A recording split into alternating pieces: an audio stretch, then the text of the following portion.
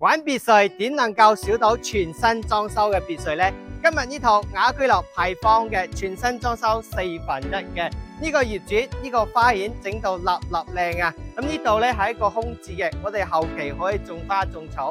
呢個側邊呢做咗一個雨棚喺呢邊，擺咗個茶几，平時親戚朋友過嚟招呼親戚朋友係非常之有面噶啦。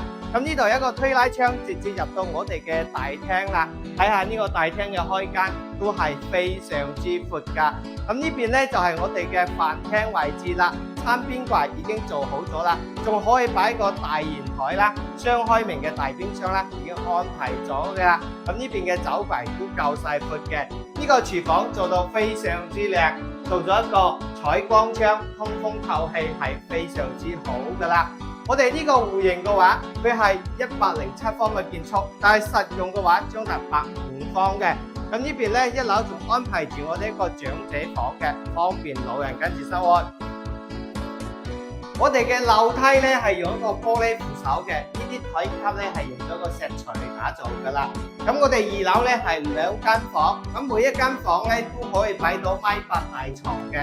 咁呢個呢就公共洗手間啦，3噸式嘅，非常之實用。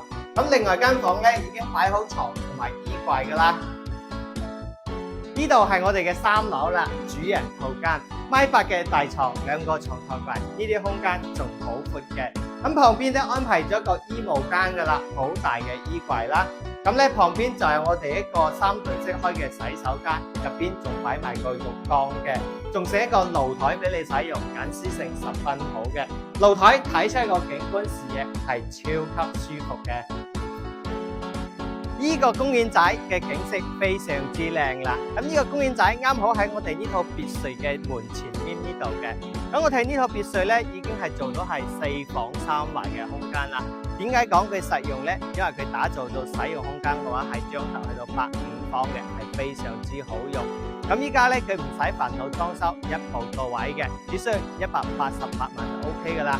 如果你中意啲全新裝修拎包入住別墅，點能夠錯過呢一間呢？